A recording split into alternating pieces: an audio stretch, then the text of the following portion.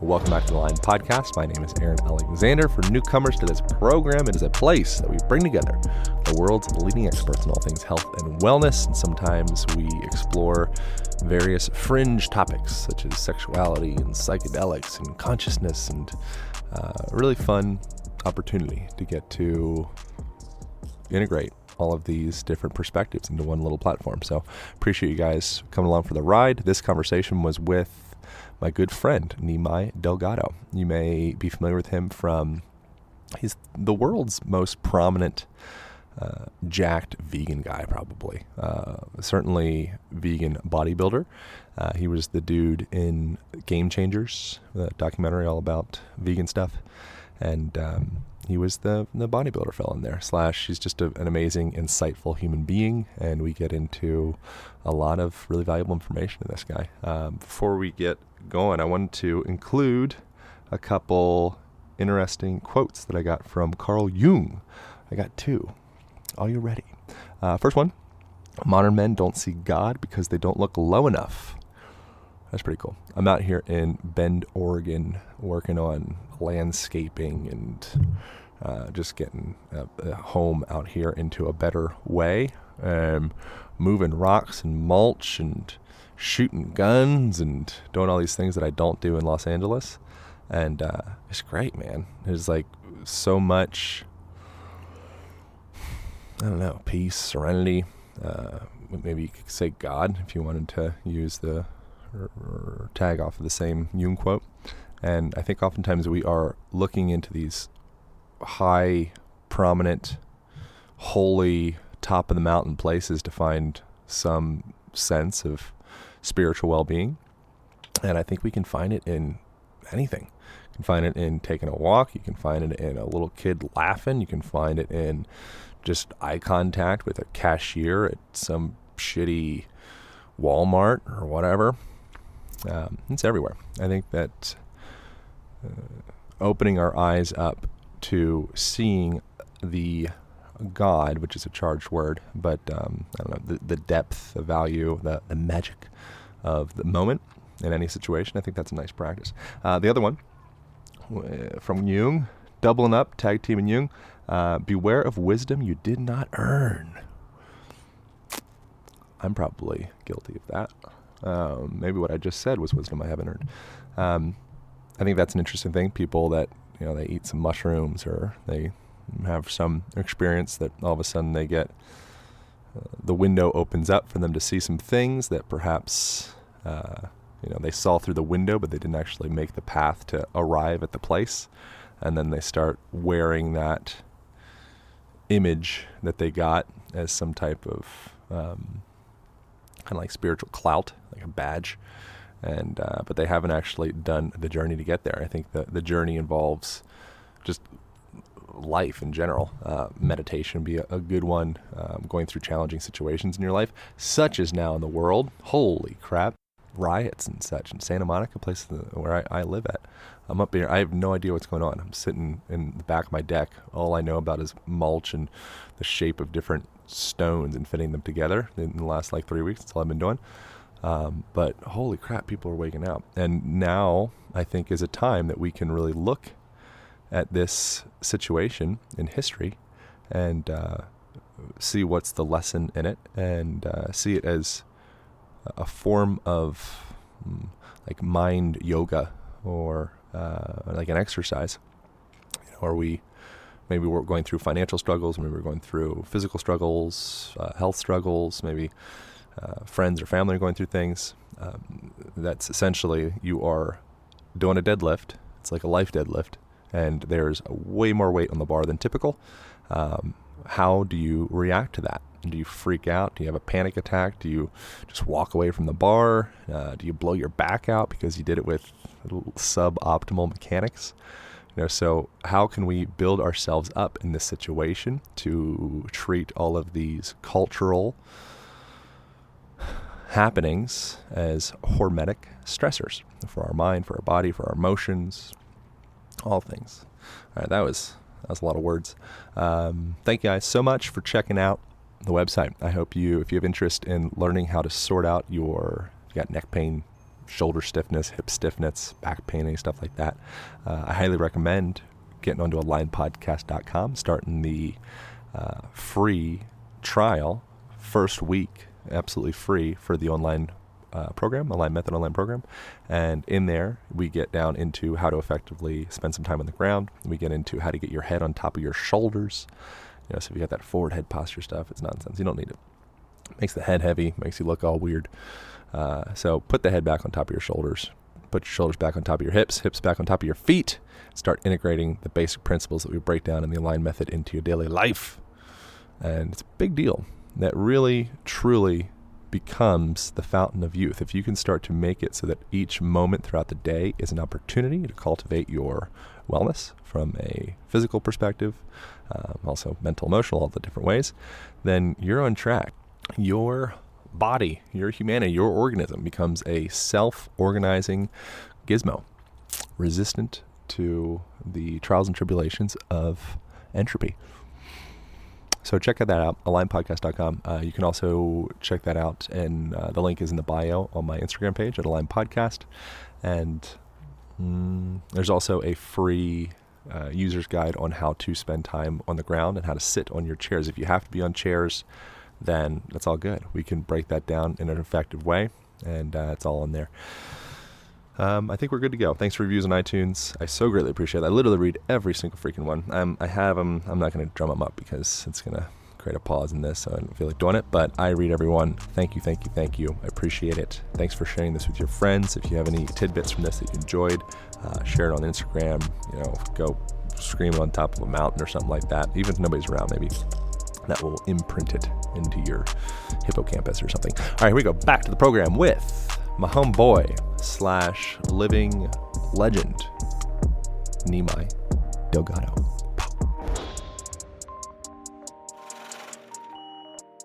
Thanks so much for doing this, man. Yeah, dude. Thanks for having me. I appreciate you making time. We got tea. We got bottled water. We're in the sauna. We just did some... What did we just do? What just manifested? Well, we did a little breath work, a little Wim Hof. Yep. And we did, some breathless push-ups. Yeah. Which was interesting. That was special. Yeah. Yeah.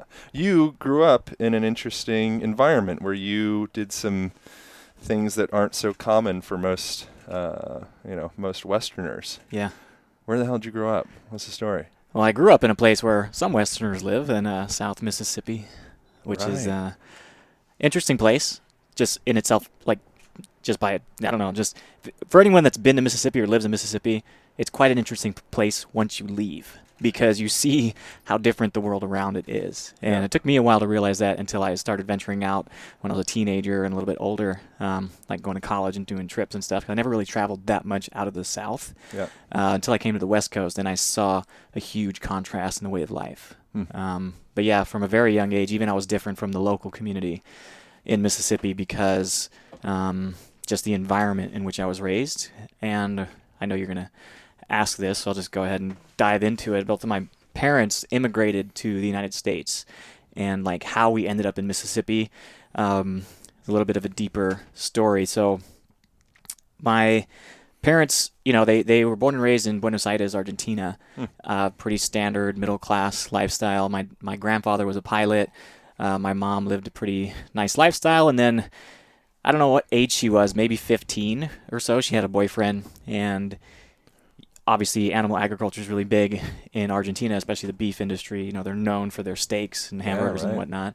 National pride. Yeah, that's what they're very proud of. So my mom's boyfriend at the time slaughtered a pig in front of her for a barbecue or something like that, and she became absolutely traumatized to where she could not, in good conscience, ever eat another animal because she's very empathetic. So it's one of the most compassionate people I've ever met in my life, and I'm blessed for that because she happens to be my mom as well. But made the decision at that age of 15 that she was never going to consume another animal ever again. My grandpa freaked out, tried to sway her against that decision because, like most parents, they want their children to grow up healthy, and meat is considered to be like one of those health foods, those staples, right? So she didn't bend, and he, was catering to her lifestyle a little bit. And it turns out that there was this group of people in Argentina at that time that was serving free vegetarian food. and she went strictly for the food because, there wasn't many vegetarian options in Argentina at that time, in Buenos Aires at least. And it turns out it was a Hare Krishna temple. So as they would distribute food, they would also do lectures, quoting scriptures from the Bhagavad Gita, and just talking about philosophy and consciousness and, whether we have one lifetime or infinite. And she became very intrigued with it, that she started following it to the point where she chose it as its spiritual practice. And I don't remember how old she was, maybe 19. She basically renounced everything that she was doing and said, I want to devote my life to this. So she moved into the temple around that age, met my dad. How did her parents feel about that? How did her parents? Oh, Yeah. my grandfather was a very, very devoted Catholic. Yeah. Yeah. Damn. Oh, he was not happy about it at all. Even it took him quite a while to warm up to the idea of any other spiritual practice outside of Catholicism. Me too. Yeah. Yeah. So I don't know the exact details of how he took it, but he was tolerant and understood that it was her life, and even though he didn't agree with it, it was still his daughter, and he was going to take care of her and always be there for her. So anyway, my parents met, and there was another guru that was doing some preaching worldwide, and he ended up coming to Argentina, and my parents heard him speak one time. His name is Achayapad, and they just became very attached to his philosophy of teaching and felt very connected to where they wanted to become his disciples. Then they followed him, and he ended up telling them about an opportunity to come to the United States, to a farm community, and he could help them, make that pilgrimage, and that's how we ended up in South Mississippi and a Hindu commune in, How do we call Hare Krishna, like Christian? You say that I am a Christian. Do you say I am a Hare Krishna devotee? If you say devotee, 9 times that out what of you 10 say? people know what you're talking about. All right. Yeah, within the community. You say we're a devotee, or you could say you're Vaishnav, which means that you follow Vishnu as one of the gods, or one of the representations of God. Yeah. So how would you define? Is that how you would define would it be called a religion?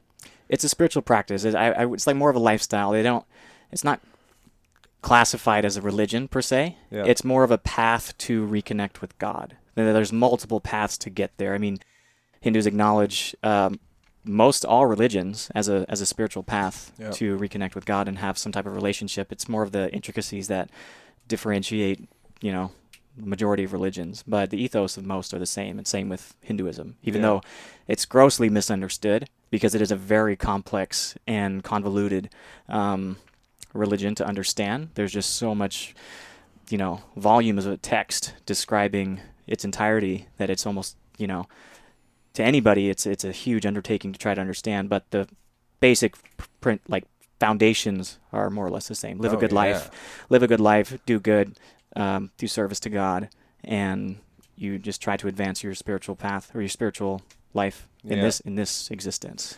Yeah, it's wild how I feel like the core root of what most people want is they want community and tribe and to feel supported and loved and just connected to something. Mm-hmm. And I think oftentimes we can end up creating more separation through having these various different teams in the form of, religion is a very obvious one. Nutrition is another one that you're obviously familiar with in relation to like vegan versus, carnivore or omnivore or fruitarian, whatever, all the different teams. But I think it's in the end, at least from the purely religious perspective, it seems like there are consistent threads throughout all of the belief systems, at least that I've seen. Yeah. In like Muslim religion or Christianity or like, I've listened to the Bhagavad Gita by Eknath Eswaran. Yeah, Are you familiar with that one? Yeah, at all? I've listened to that one too. So good. Yeah. It's so good. Yeah. Like you can pick any of those books and you'd be like, I could base my whole life off of this. Yeah. As could one with the Bible, as could one with the Quran, as could one with the, but then within the text of all of those, I think that the underlying message is acceptance and love and then the team thing manifests, and then we kind of divert away from the actual foundational roots and get into more of this I think human cultural ego stuff that kind of dilutes the whole message. I don't know.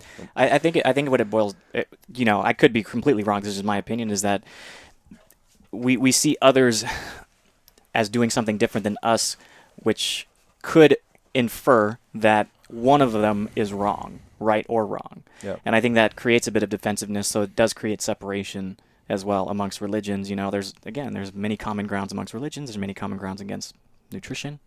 But yet there ends up being these camps where they are constantly, against each other. Yeah. What does God mean to you? God means energy, and I really believe that it's this omnipresent energy that never leaves. It's always surrounding us, whether we know it or not. We're energy. We're energetic creatures. We're vessels to transmute energy in its forms. We never stay static, even though we appear, and we think that we are separated from our external environment. We're connected in every single way.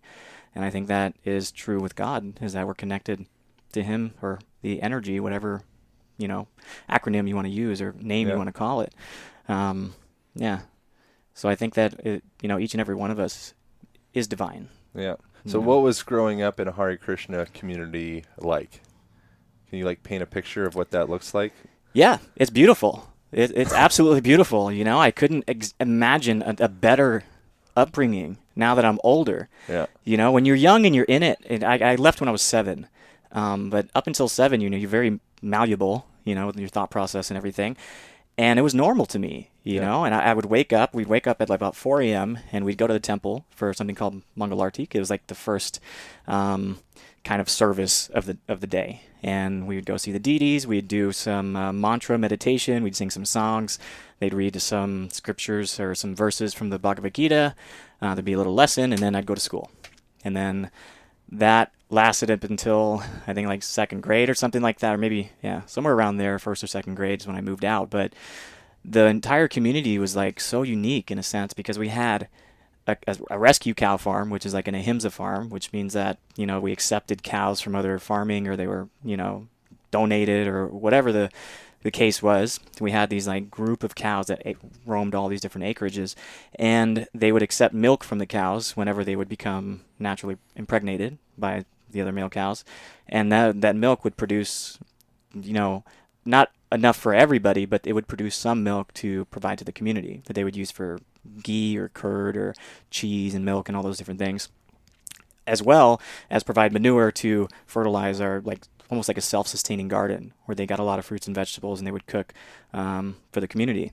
And what was interesting, though, was that it consisted of many different, a diverse group of people, because my parents, many of the people that are in that movement, especially at the time when the movement was really picking up steam, the Hare Krishnas, it was late 70s, early to late 80s. There was a bit of a cultural shift. So it was kind of the people that were unplugging from the matrix and finding this spiritual path. So it was very eclectic group of people, but the community was predominantly Hindu and Indian, or from, native from India. And then it was a Latino family, like my family, and there was a few Caucasian families. So I never necessarily felt like I belonged within that community, even though I was raised in it, because we even were so different than the surrounding families.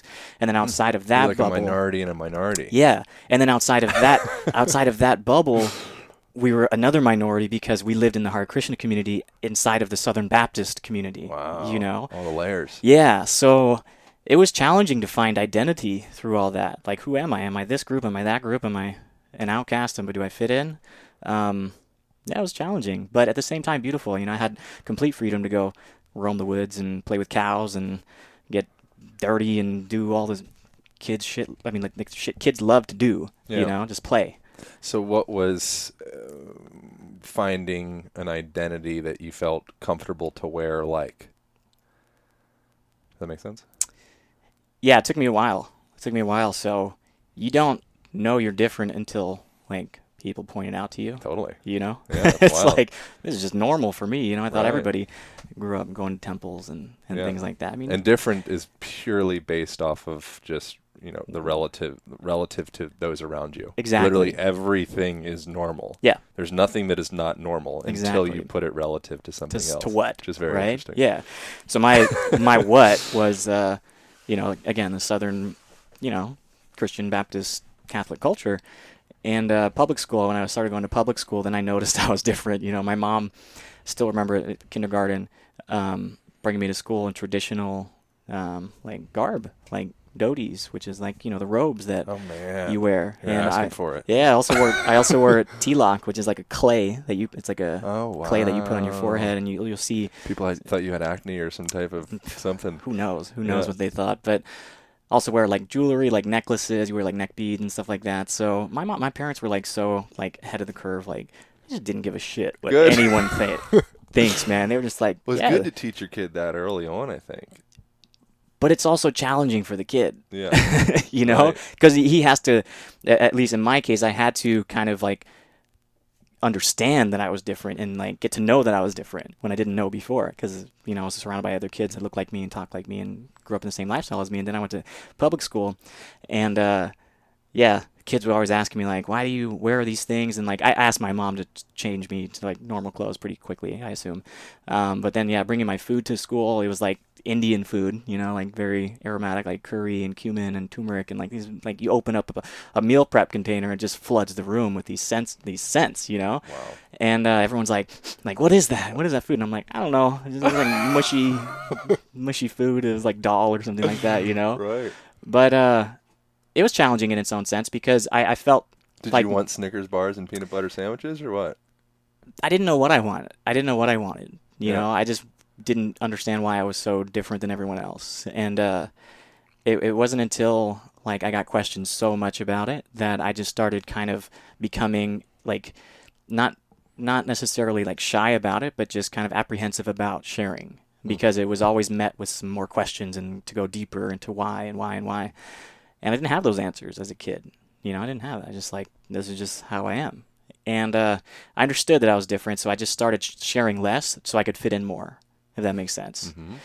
And that followed me all the way up until middle school, high school, and even to this day, I still don't think like my good friends like truly knew who I was, even though I like was a chameleon. I could fit in with any group. I feel like that's so poignant to people. I mean, me, probably a lot of people listening to this, like sharing less so you can fit in more. Yeah. I think that's a very common trend, because if people see the real you, I mean, there's a lot of things of like, if they see the real you, then that also puts you up on a pedestal to potentially be, discarded. Yeah. And if they discard this true expression of you, then that's far more painful than if they discard this like fake version of these you, beads or this something that's like, oh, it's not even me anyway. Yeah, exactly. And that's a struggle that I think anybody can deal with. It's like, how much of who I am should I share? Yeah. Because what if it's met with judgment? What if people don't like the real me? What if I'll never find somebody that likes the real me, and I won't be able to be who I really am? So I'll just suppress those feelings and those thoughts to please other people. And that followed me for a long time. And even though I was well liked in school, I was always like a class clown, like always in the advanced classes. So I got along with like the jocks, the nerds, the the theater kids, the band, like everybody. Like I meshed really well, but I still felt like I wasn't able to truly like embrace who I was, so they couldn't embrace who I was. So how do you get to the point of embracing, and have you? I think much more now. Much more now. And that wasn't until I'd already went to college. There was a bit of a discovery period in college where I was just, numbing myself with alcohol and really being self-destructive in a way that I'm surprised that I'm even here today, because it was like such a big part of my daily, my week was like getting drunk like 4 out of 7 days, and I wouldn't call myself an alcoholic or anything, but it was. Well, because it was normal. It was definitely. There was always somebody to do it with, so it was like normal. Yeah. And it was like I was never one of those casual drinkers where I would drink to get a buzz before going to bed or watch a movie and have a glass of wine. I was like, no, I'm going out to get shit faced, and that's what I want to do. Is like 0 to 100. If you're around a bunch of alcoholics, then nobody's an alcoholic. Yeah, yeah. Just a bunch of people having a good time. Just having a good time. What are you talking about? This is completely common. Yeah. So then once I graduated college, and I had like, I don't know, a few offers on the table. It was like, I don't remember the exact amount. It was like 10 or something like that, all in different industries.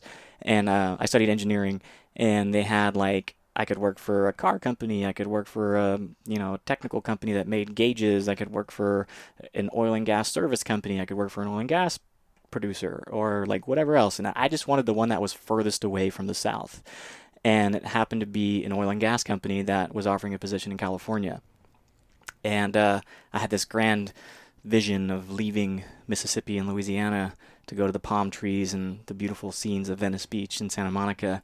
And what I ended up was in Bakersfield, which is the Mississippi of California. Yeah, it's worst. Like going past the cow lot. I mean, that's where that thing is. Right? I don't like saying negative things about Bakersfield, because it's an area. It was an incubation period of my life where I grew quite a bit, but it was a blessing in disguise at the same time, because I had this vision of like, now I can finally break free and be cool and be who I want to be, and nobody knows me and whatever else. I can be whoever I want to be, essentially.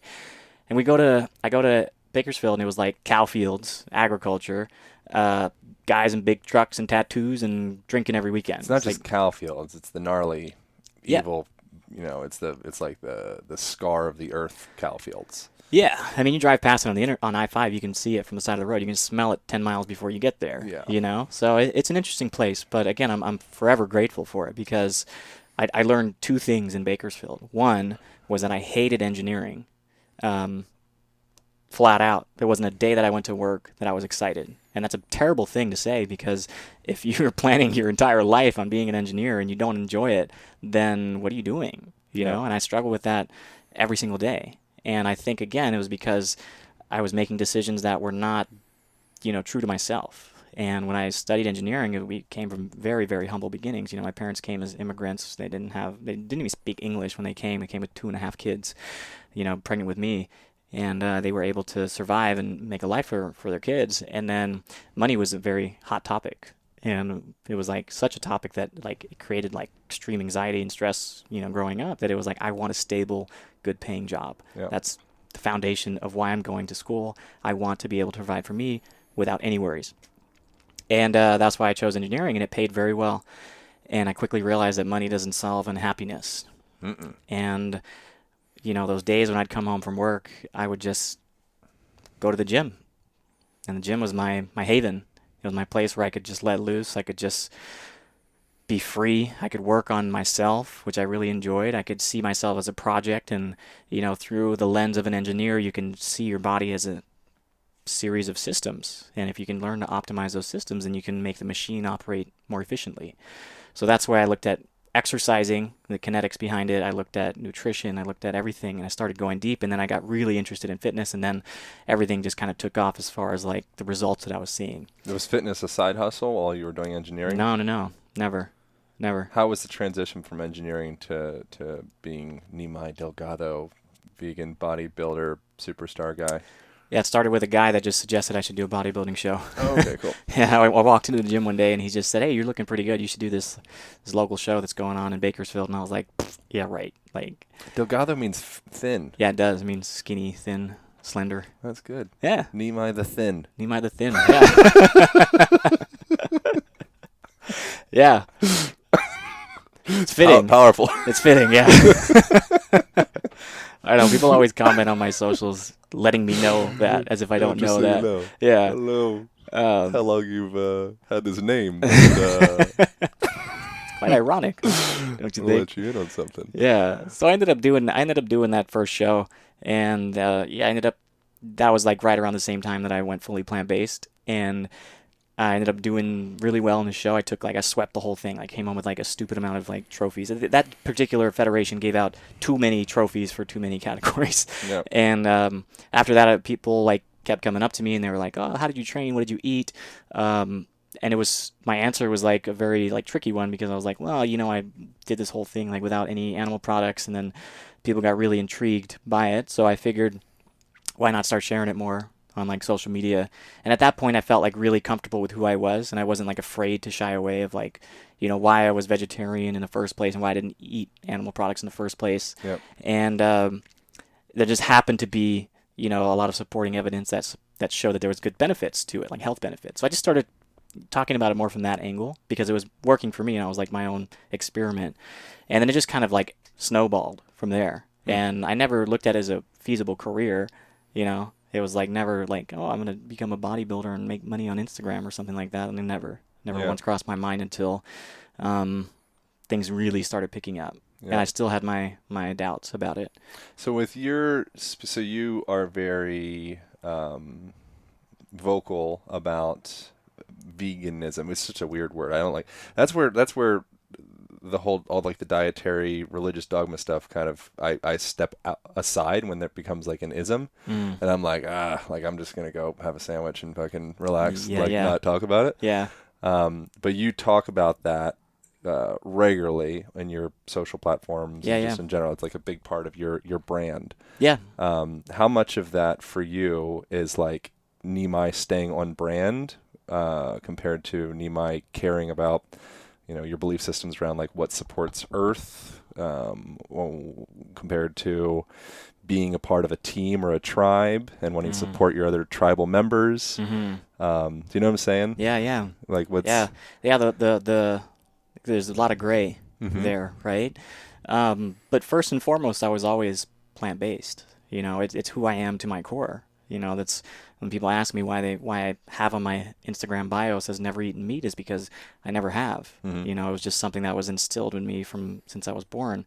My parents basically taught me some of the, foundational principles of Hinduism, which is that we don't eat animals. And for me, it made sense, just to try to minimize the amount of suffering in the world, and to the best of our abilities. We're not perfect beings. We're always going to create some type of ripple effect that causes some suffering in the world.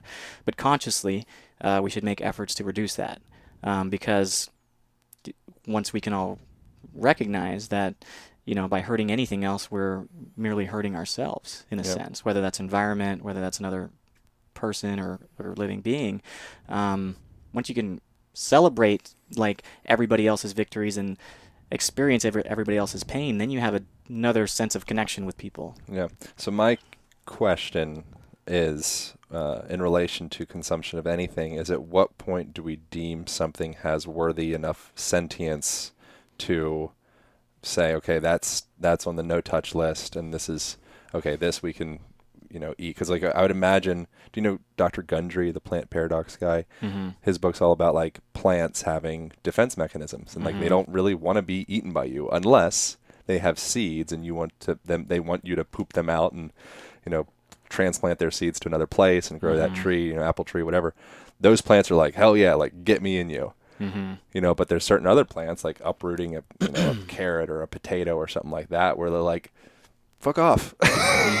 Like I'm trying to grow. Yeah. And we're like, no, you're going to my mouth. Yeah. And I think it's interesting with, like the plants responding to music and plants responding to different, if a person comes in and like abuses the plant and chops them and is mean, they'll have a certain electrical stimulus to that compared to someone that comes in and waters them and nurtures them. And there's this certain like memory. There's one more example before I'll stop rambling on, of certain plants, they'll be able to sense a caterpillar on them. They can literally hear the little going up, and then they'll release these certain, I don't know what they are, and they're not neurotoxins, but some type of something chemical throughout it to make the plant become bitter.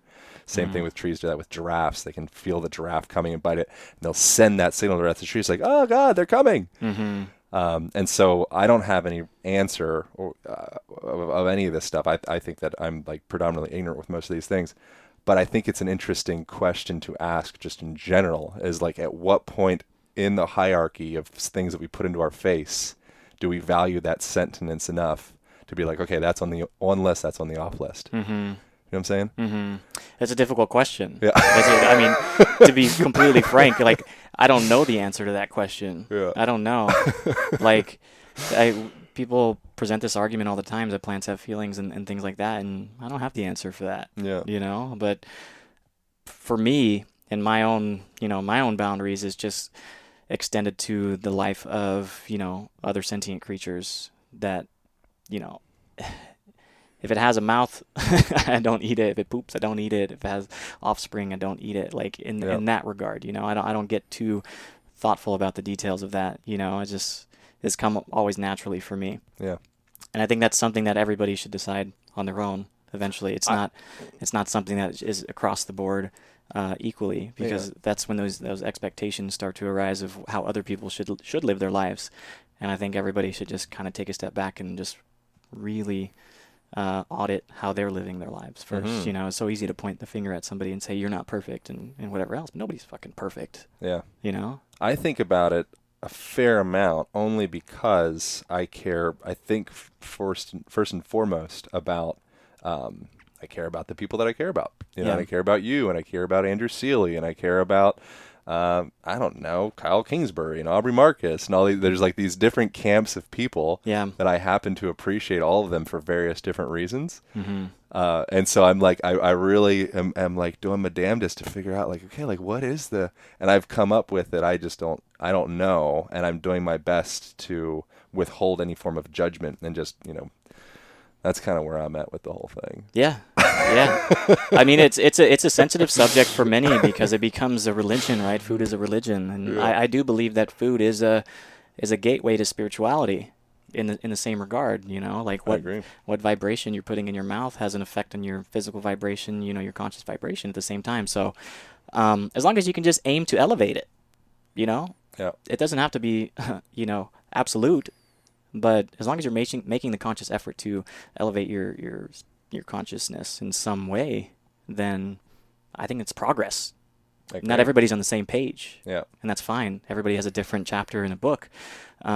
We're all just here existing, and we can coexist and still get along with each other. But, just trying to progress all at the same time. I think what it feels so far what I've come up with is that the vibration in quotations, which is, there isn't any quotations because literally everything vibrates, of a thing that you're putting into your face. I am presently where I'm, I'm at in my existence is I care most about the history of that thing. Mm-hmm. So whether it's an apple or whether it's a deer on Maui or whether it's whatever it is, like what was the timeline and the history of that sentient experience? Mm-hmm. What am I bringing in?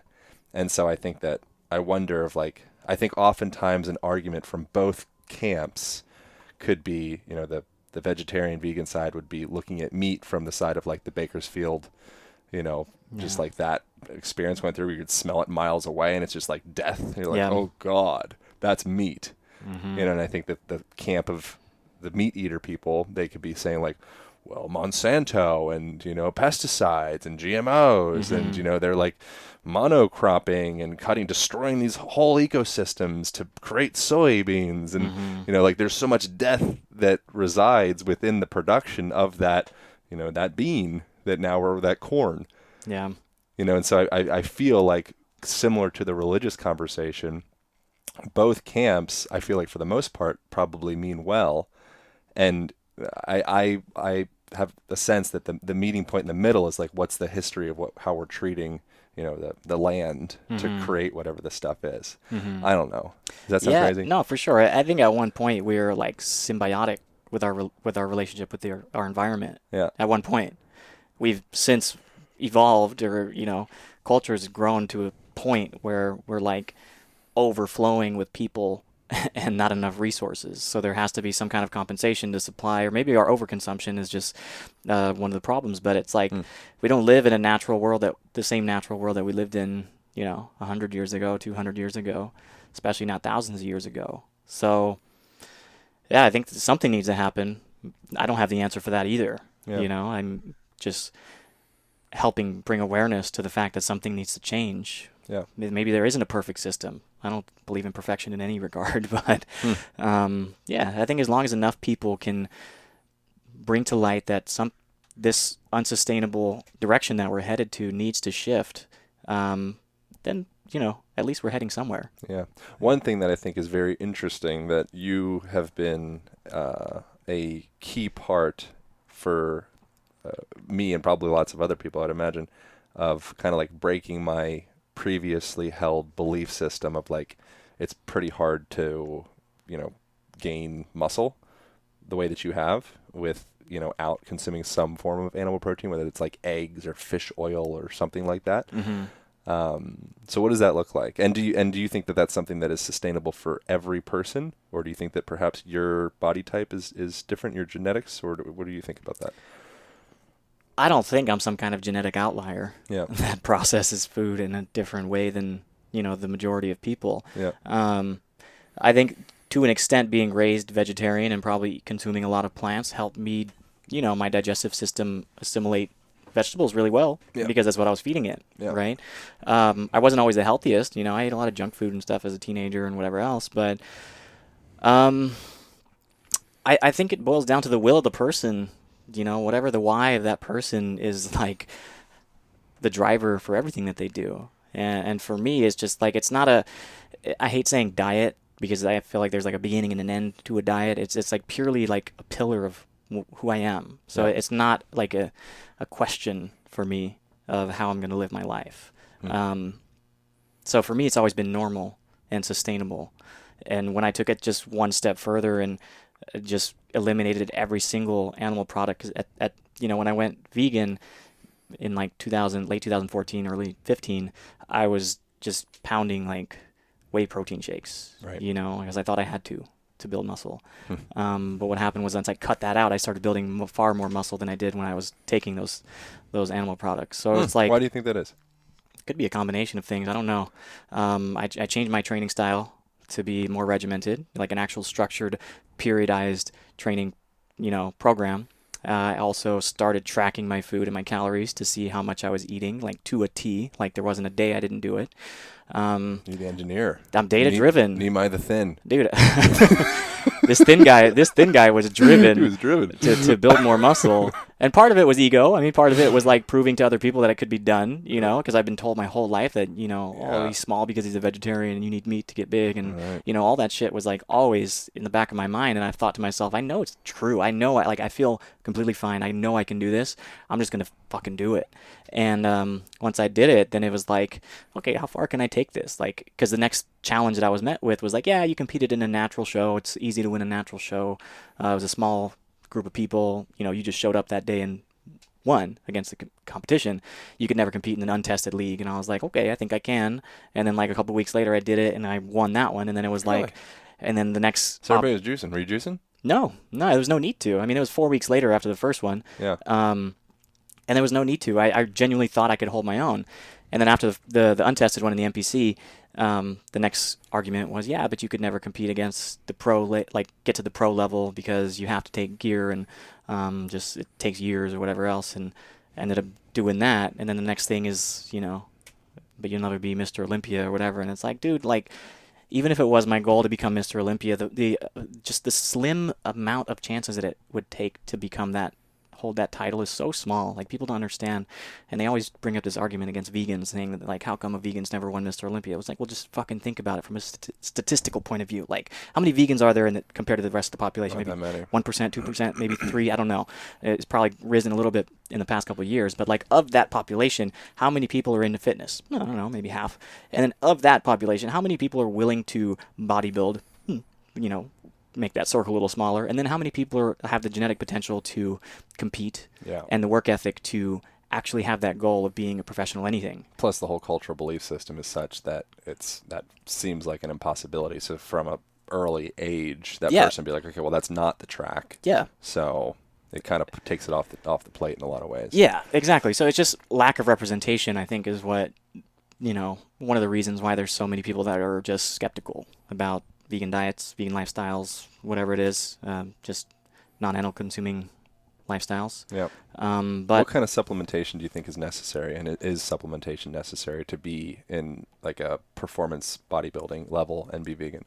Yeah, I think that because non-vegan people are eating a buttload of supplements as well, so it's kind of a weird question. It's a weird argument. Yeah. It's a weird argument that guys that take, you know, 4 protein shakes a day are asking me where I get my protein from. You know what I mean? It's like, oh, but you have to supplement because you can't get enough protein in your diet. It's like, bro, if you're getting protein in your diet, why are you supplementing with 100 grams of whey? You literally have a biotech whatever shake like, in your hand as we're talking. Yeah, and like 95% of the supplements on the market are non-vegan, so they're made for non-vegans, you know, so they wouldn't even take them. But again, it's like, I think there's a few critical like health considerations that people should be aware of. And the first one is B12, right? You always hear about there's a lack of B12 in abundance in plants that can provide you with enough to have like a healthy, you know, cognitive function and cellular function, everything.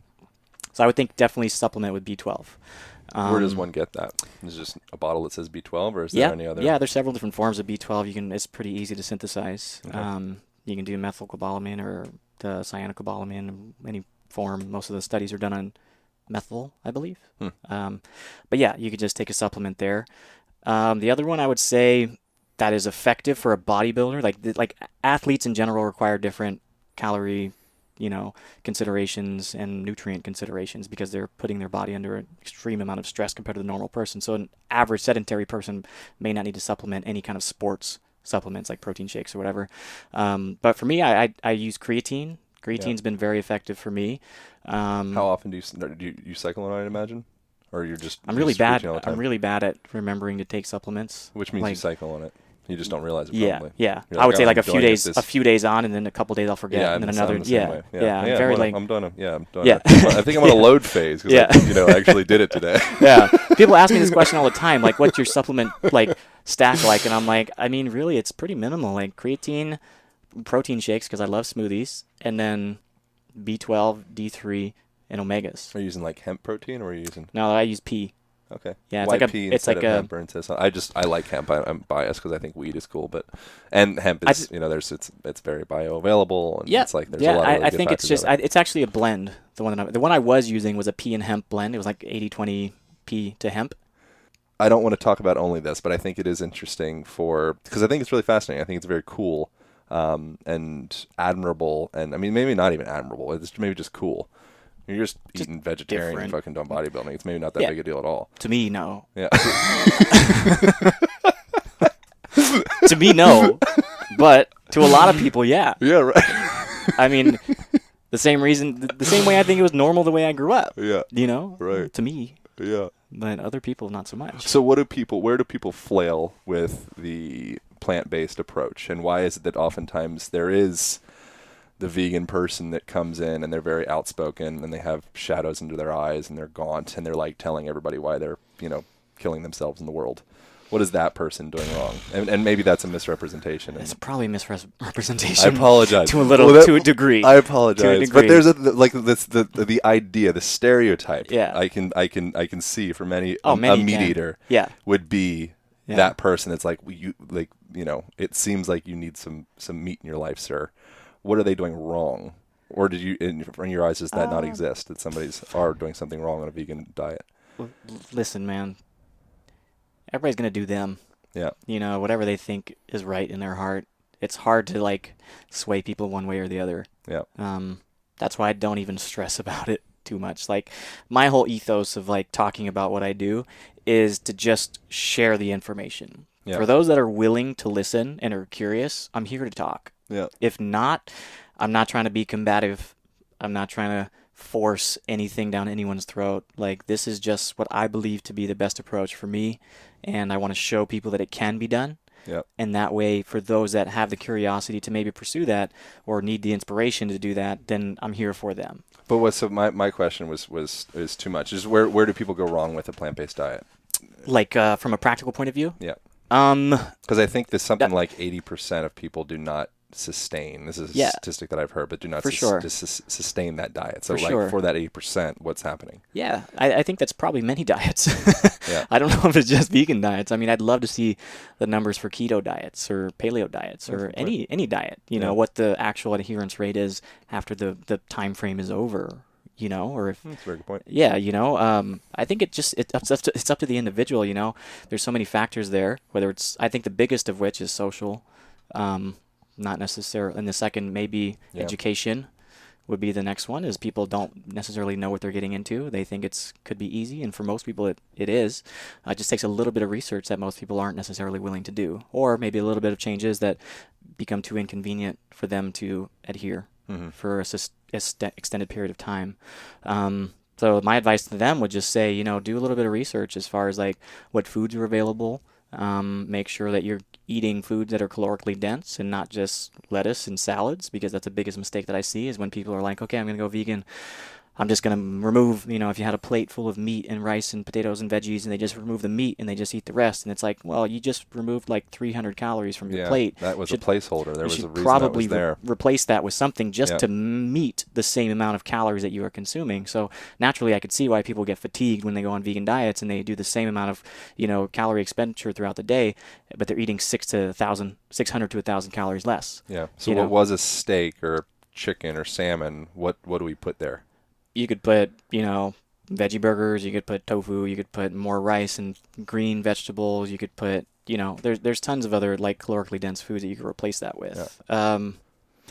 For me, it's just eat a variety of different plant foods. I think that's what like opens up the door for a lot of people, is that they just eat the same, 10, 15 foods, ingredients more or less. Every time you go grocery shopping, how outside of the box do you really get? It's about learning those same comfort foods that you really enjoy and just kind of fine tuning it for your personal goals, whatever that is. Yeah, I'd say that's the biggest two down pitfalls for people that try vegan diets but don't last but number one for sure being social pressure. Yeah, that makes sense. Because it's, sorry to cut you out. It's just like, this is just something that I see and I witness quite a bit. I'm curious what the world looks like from your eyes. Well, I've just coached so many people, and the biggest thing that I always get is like, I end up being a counselor, not necessarily a coach. And it's like, how do I deal with my husband telling me that what I'm doing is wrong and I'm going to become unhealthy? Or how do I deal with my health professional that is, questioning me and the way I'm feeding my daughter and all this stuff? Like, those are really challenging things to argue,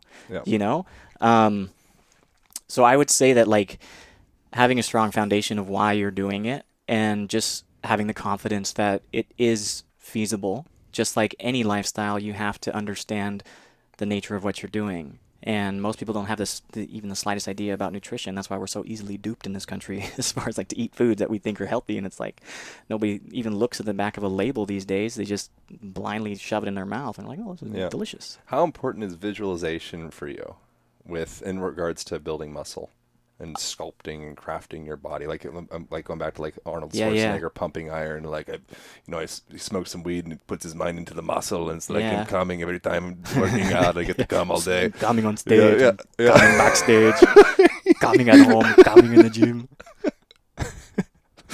But a lot of what he was getting at with that, outside of the ejaculation part, was actually like literally putting his mind into the muscle, wherever the mind lives. That's an interesting question. Where does the mind live? That'd be the next one. Another one. Yeah, right. Yeah. But is that a thing? Because there's lots of research around the power of I have in my book actually, the power of visualization, actually literally building these neuromuscular connections so that you're almost, in a sense, strength training or bodybuilding just through putting yourself into these different parts of your body. And I have a feeling that a lot of the actual physical fitness and such, the practices, the movement practices that we're doing, a large part of that is that when we're physically doing the thing, inevitably we're mentally, emotionally there as well. Yeah. So we craft that through our presence of actually like being there, because you have to be there to do it. Yeah. But can you take yourself out of the physical experience and go and actually visualize and actually have effect? That was a long way of not asking a question. No, I understand the question. I understand the question.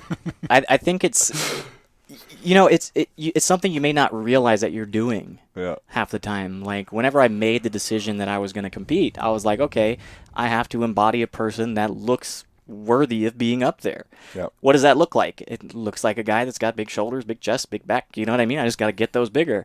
And then same thing with like anything that you like have the idea of who you want to be or who you want to become, is that you have to step into that person. So you have to really believe that you are that person now, not like in the future, like embody that personality trait of whoever that is today, in this moment, right now. So like whenever you step in the gym, be a fucking monster. Like be that person that you like inspires you to, like that one guy you see in the gym that's like like just grunting and doing everything possible to like excrete every ounce of effort in his bones to lift this weight. Like embody that. And you'll get there a lot quicker. And it's the same thing with anything. They're not just bodybuilding, but like career, whether you want to learn a new skill, like somebody you look up to, like, I mean, whatever it is, you can be that person now and just like reap the benefits of it. I always tell people like, this is like a little bit of a different way of looking at it, is like, instead of getting so focused on the end result of being like, I'm going to be this big dude, I'm going to, get these girls, I'm going to look confident or whatever. Just like, you can be confident now.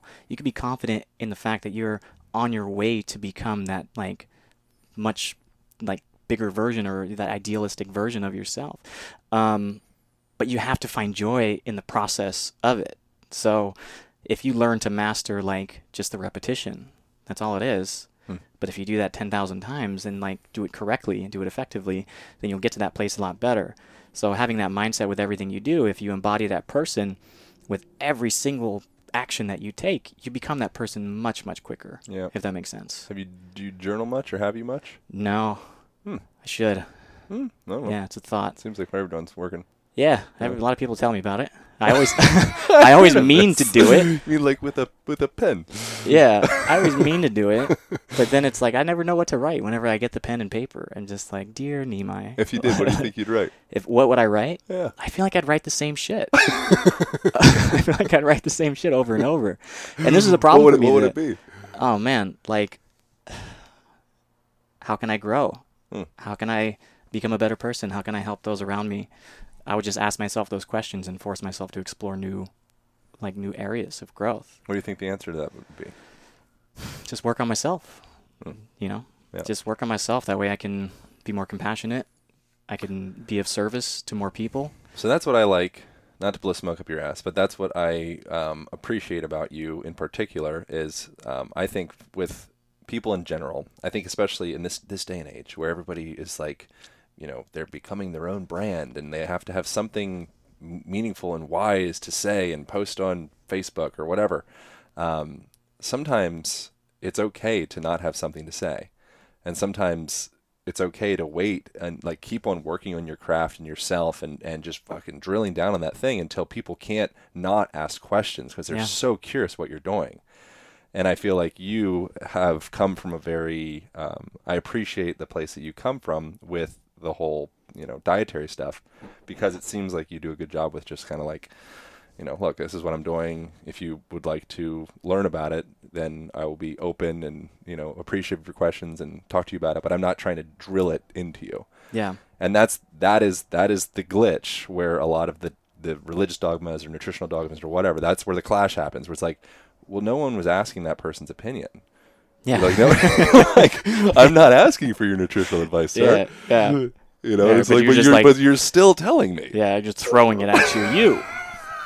Take this. You will have this, sir. No, but it's true though. I mean, we live in a world where everyone's giving advice and shit, and you take a quick look at the person, and you're kind of questioning, like, should you really be giving advice? What do you? But nowadays, everybody's an influencer. That's the thing, is that everyone is an influencer, and they believe that they are. Well, they believe they have to be. True.